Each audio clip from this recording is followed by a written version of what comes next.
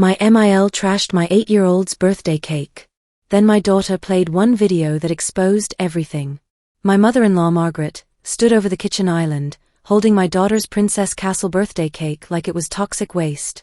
The 4-layer strawberry cake I'd spent 6 hours decorating was about to meet the garbage disposal.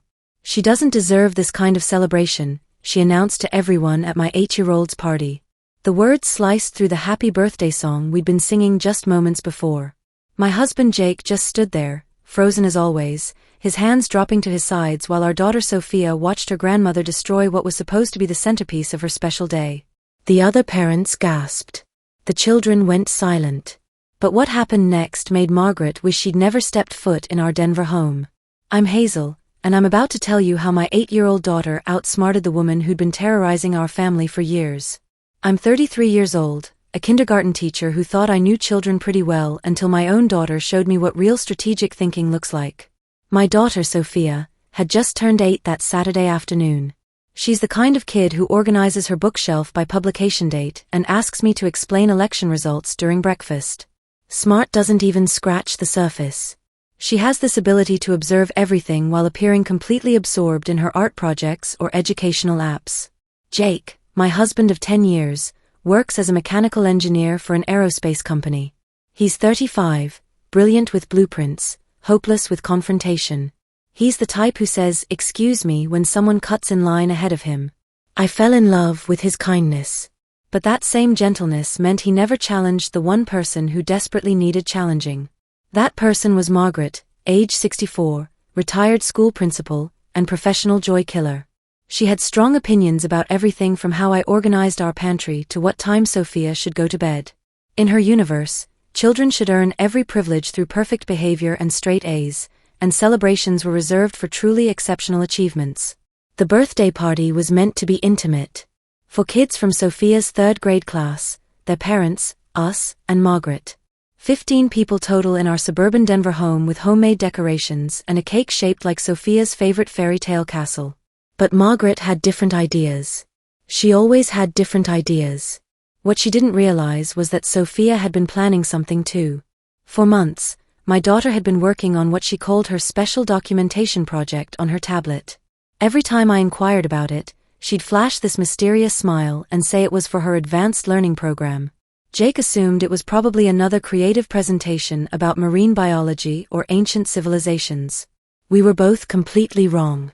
The instant Margaret lifted that cake toward the trash, I saw something shift in Sophia's expression. The tears were there, absolutely, but underneath them was something else entirely. A determination I recognized from my own childhood when I finally decided I wouldn't tolerate being pushed around anymore. She dried her eyes, walked calmly to her tablet, and said the words that would transform everything. "Grandma Margaret, I made you a very special video. Would you like to see it?" I should have recognized the warning signs when Margaret arrived at Sophia's birthday party empty-handed except for her massive designer handbag and that signature expression of disapproval. She walked through our front door at precisely 2 p.m., scanning our living room like a fire marshal who'd already decided to condemn the building. No gift bag, no card, not even a cheap balloon from the grocery store. The morning had begun so differently. Sophia had bounced into our bedroom at dawn wearing her favorite turquoise dress, the one with tiny golden stars she'd selected specifically for today. "Mommy, do you think Grandma Margaret will appreciate my surprise?" she'd asked, holding her tablet protectively against her chest like a precious secret. For the past few months, she'd been mysteriously working on something she called her family research project for her gifted program. Whenever I entered her room, she'd quickly close whatever application she was using and switch to some educational game about rainforest animals. "I'm sure she'll find it very interesting, sweetheart," I told her, though my words carried the weight of doubt. Margaret hadn't found anything we'd done interesting in the 4 years since we'd relocated to Denver for Jake's promotion. Our modest colonial house had been transformed for the occasion. Sophia and I had spent 4 evenings crafting paper flowers in every shade of pink and gold.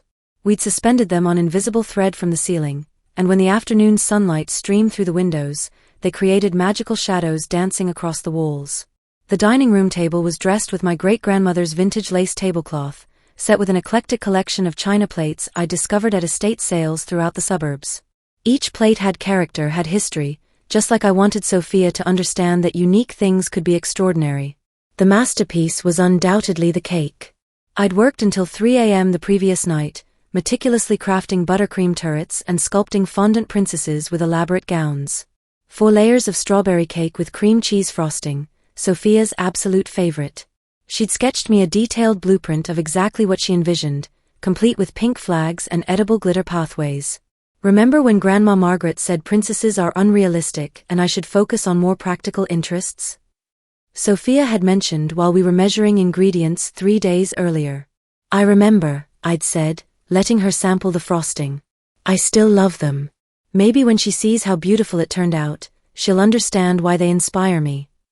That morning, Jake was conveniently occupied in the basement, supposedly organizing his tool collection, but really just avoiding the pre-celebration chaos. He'd been doing that increasingly often lately, finding excuses to disappear whenever his mother's visits approached. His weekly phone calls with her had become exercises in diplomatic evasion. Mom's just old-fashioned, he'd explain after hanging up, massaging his forehead. She has good intentions. But good intentions and good actions are entirely different concepts, and Margaret had been systematically undermining our family's happiness since the day Jake proposed to me. A kindergarten teacher, she'd commented when he'd shared my profession. Well, I suppose somebody has to do that job. As if nurturing young minds was comparable to cleaning sewers. The storm was coming. I just didn't know my 8-year-old daughter was about to become the hurricane. My parents lived too far away in Portland, Oregon, to attend every birthday celebration, but they never failed to send their love through carefully chosen packages. They'd shipped a box that arrived 5 days early with explicit instructions not to open until the big day. My sister Claire was supposed to drive down from Boulder, but her car broke down that morning. She'd video called us during breakfast, singing Happy Birthday, while Sophia devoured her special birthday waffles shaped like stars. Give Margaret hell, Claire had whispered to me when Sophia ran upstairs to brush her teeth. She's Jake's mother, I'd whispered back. You've been trying to make peace for 10 years, Hazel. When's Jake going to start trying? The invited guests were carefully selected. 4 children from Sophia's 3rd grade class were coming with their families. Oliver, a boy with bright blonde hair who shared Sophia's fascination with space exploration. Mia, a thoughtful girl who'd been teaching Sophia calligraphy during lunch periods. And twins Carson and Chloe, the class entertainers who could make my daughter laugh until she snorted chocolate milk. Their parents were the type who brought homemade cookies to school fundraisers and actually volunteered for field trip supervision. I'd spent the morning arranging everything with precision. Party favors in small golden bags, each containing a handmade flower pin, some gourmet chocolates, and a beautiful journal because Sophia insisted her friends would treasure them. The playlist was thoughtfully assembled with songs about birthdays, dreams, and magic. Even our elderly yellow Labrador Honey wore a festive bow tie for the occasion.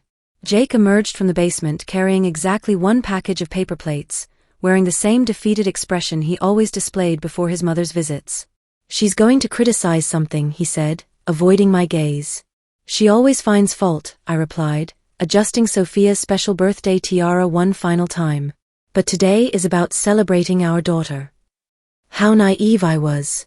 It was about to become entirely about Margaret, just not in any way we could have anticipated. The trouble began the second Margaret stepped through our doorway. She examined the decorations with narrowed eyes, her gaze cataloging every paper flower like she was calculating the frivolous expense they represented. All this extravagance for an 8-year-old, she declared. Hazel, this is completely excessive. Children in my generation were thankful for a simple cake and a family dinner. Mom, please, Jake mumbled from behind his coffee cup, assuming his standard defensive posture. It's her special day. Last month it was a celebration for her science fair participation ribbon, and before that a party for completing her summer reading list. You're creating an entitled little princess who expects the world to revolve around her schedule. Sophia, who had been carefully arranging party favors on the coffee table, heard every single word. I watched her shoulders tense slightly, but she continued working, placing each bag with the same meticulous attention she applied to everything. That's when I noticed she'd created a special party hat for Margaret's place at the table, one she'd decorated personally with "World's Greatest Grandma" written in silver marker. She'd spent 2 hours on it the previous evening, her tongue poking out in concentration as she ensured each letter was perfectly formed. The storm was building, and none of us saw the lightning about to strike. The other families arrived within minutes of each other. The Hendersons with Oliver, who immediately rushed to show Sophia his new Constellation app. The Rodriguezes with Mia carrying a gift wrapped in paper she'd watercolored herself. The Thompsons with the twins, who burst through the door already cracking jokes and making everyone smile. The parents naturally gathered in the kitchen where I'd arranged drinks and appetizers, engaging in the comfortable small talk that flows between people who know each other through their children's friendships. Margaret positioned herself in the corner armchair like a judge presiding over court, occasionally making pronouncements to anyone within hearing distance. In my day, children played outdoors instead of staring at electronic devices, she announced when Oliver demonstrated his tablet to the kids. Processed sugar is toxic for developing brains, she declared as Mia's mother enjoyed a cupcake. Children today lack proper discipline, she observed when Carson laughed too enthusiastically at his own joke. Jake drifted between rooms, refilling beverages and avoiding meaningful eye contact with anyone. I cornered him in the kitchen during one of his escapes. Can you please speak to your mother? She's making everyone uncomfortable. She's just being herself, he replied, which was precisely the problem. Then be yourself for once and tell her to stop. He opened his mouth to respond, but Margaret's voice rose from the living room. Sophia, shoulders back. You're slouching like you have no home training. I returned to find my daughter sitting perfectly straight, her birthday tiara slightly askew, trying to maintain impeccable posture while playing a board game with her friends. The other parents exchanged meaningful glances. Mia's mother moved closer to the children, creating a protective barrier between them and Margaret. For 90 minutes, we maintained this fragile peace. The kids played pin the tail on the unicorn, which Margaret called encouraging fantasy instead of reality. They did face painting, which she deemed teaching vanity to impressionable minds. They played freeze dance, which she labeled promoting chaos and disorder. Then came time for the cake ceremony. I dimmed the lights and carried it out from the kitchen, the 8 candles plus 1 for luck casting a warm glow across Sophia's expectant face. Everyone began singing, even Jake managing to raise his voice above a whisper. Sophia closed her eyes, ready to make her birthday wish. That's when Margaret stood up abruptly. Stop this ridiculous display immediately. Her voice sliced through our singing like a knife. The room fell silent instantly. This child received a B- on her mathematics quiz last week. Jake informed me personally. And she's being rewarded with this circus. This is exactly what's wrong with your generation, Hazel. No accountability, no standards, just constant celebration of average performance. Mom, that's completely inappropriate, Jake said weakly. But his mother was already moving with purpose. No, what's inappropriate is teaching this child that mediocrity deserves rewards. Someone needs to show her that prizes must be earned through excellence, not just existing. Before anyone could react, she seized the entire cake with both hands, plate and all. She marched toward the kitchen with the determination of someone on a righteous mission. We all stood paralyzed as she held it over the garbage disposal. She doesn't deserve a celebration, Margaret announced. Then she destroyed everything. The cake hit the garbage disposal with a sickening crash. The fondant princesses shattered and scattered across the coffee grounds and leftover salad. Pink and gold frosting smeared against the disposal walls. 4 layers of carefully crafted love disappeared into the mechanical grinding. The room fell silent except for Honey whimpering from her bed in the corner.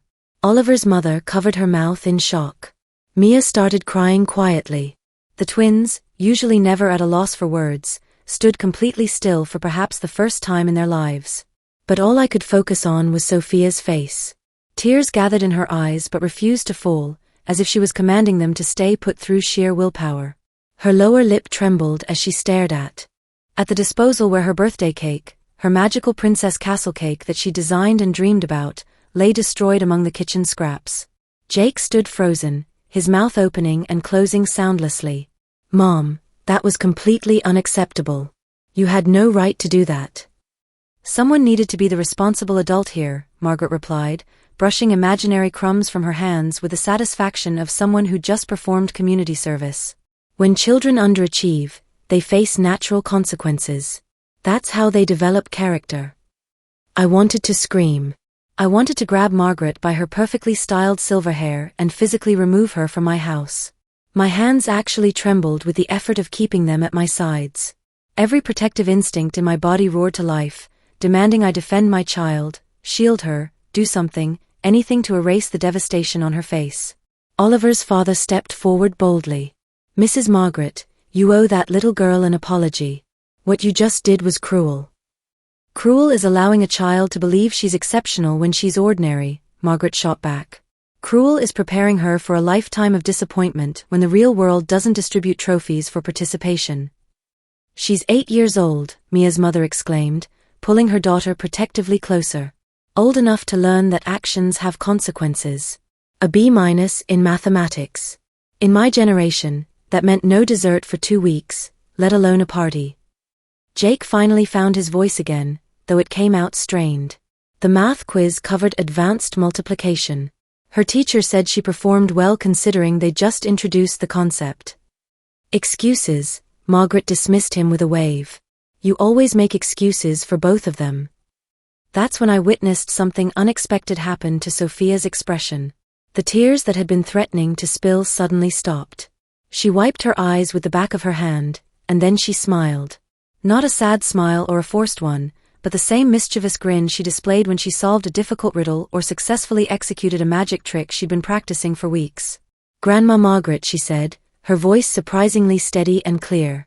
I understand you're disappointed in me, but I created something very special for you. May I show you, please? Margaret huffed, adjusting her purse strap with irritation. I suppose, though I don't see how anything could excuse this behavior and these grades. It's a video presentation, Sophia interrupted, her excitement seeming genuine as she retrieved her tablet from the living room. I made it for my advanced program, but it's really for you. The reckoning was about to begin. Sophia handled the tablet carefully, like it contained something infinitely precious. I created it for school, but it's truly dedicated to you. My teacher, Mrs. Rodriguez, said it was the most thorough research project in our entire grade. I received an A+ on it. That caught Margaret's attention immediately. Her eyebrows raised with interest. An A+? Well, why wasn't this mentioned earlier? Because it was supposed to be a surprise for today, Sophia explained, connecting the tablet to our smart TV with practiced expertise. I've been working on it for 4 whole months, every single day after school, sometimes during recess too. Jake looked at me questioningly. I shrugged, equally confused. Sophia had mentioned a school project, but she'd been mysteriously secretive about the specifics. It's called The Influential Women in My Life, Sophia announced, navigating through her files with quick fingers. You're the featured subject, Grandma. The entire presentation focuses on you and everything you've taught me. Margaret's expression transformed from irritation to intrigue, then to something approaching genuine pleasure. She smoothed her skirt and settled into the premium viewing position on our couch, directly facing the television. Well, I must admit, this is quite unexpected. At least someone appreciates the importance of respecting your elders. Oh, you're definitely respected in this, Sophia said, and something in her tone made me study her more intently. There was a gleam in her I'd witnessed before, usually right before she defeated Jake in chess or revealed she'd known about surprise plans all along. The other parents remained standing awkwardly, uncertain whether to stay or leave.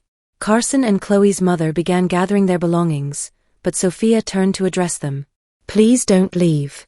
Everyone should watch this. It's very educational. Yes, stay, Margaret commanded, now completely invested in being the center of attention. Perhaps you'll all learn something about proper family values and the crucial importance of grandmother figures in children's development. Jake moved closer to me, perhaps sensing the atmospheric shift in the room. Even Honey had emerged from her bed, tail wagging cautiously as if the tension had mysteriously lifted. Sophia stood beside the TV like a professional presenter, her birthday tiara still slightly crooked, but her posture confident and composed. This required extensive research. I had to collect what Mrs. Rodriguez called primary source evidence. Do you understand what that means, Grandma? Of course I do, Margaret sniffed with superiority. Original documentation and first-hand testimony. Exactly right, Sophia beamed with apparent admiration. And I discovered so much. Evidence. So incredibly much. You're going to be amazed at everything I learned from observing you. She pressed play with theatrical flair, then stepped back to position herself between Jake and me. I felt her small hand slip into mine, and she squeezed it 3 times, our secret family code for I love you. The TV screen illuminated with cheerful opening music and a title in colorful letters, The Influential Women in My Life by Sophia Martinez.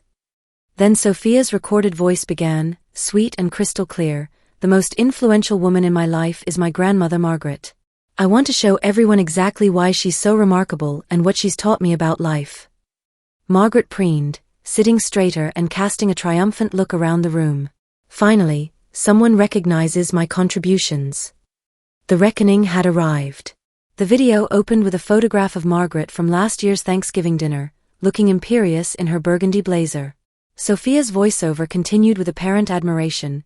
My grandmother Margaret has taught me so many valuable lessons. Let me share them with you. Then the first video clip began playing. The image was slightly unsteady, clearly filmed from tablet height. The timestamp showed Christmas morning just 4 months ago. Margaret's voice rang out with crystal clarity. That child is manipulative exactly like her mother. She cries to get attention. It's pathetic, really. 8 years old and still acting like a toddler whenever things don't go her way. The video showed Margaret sitting in our living room talking on her phone while I was upstairs wrapping presents. The camera angle revealed something else entirely.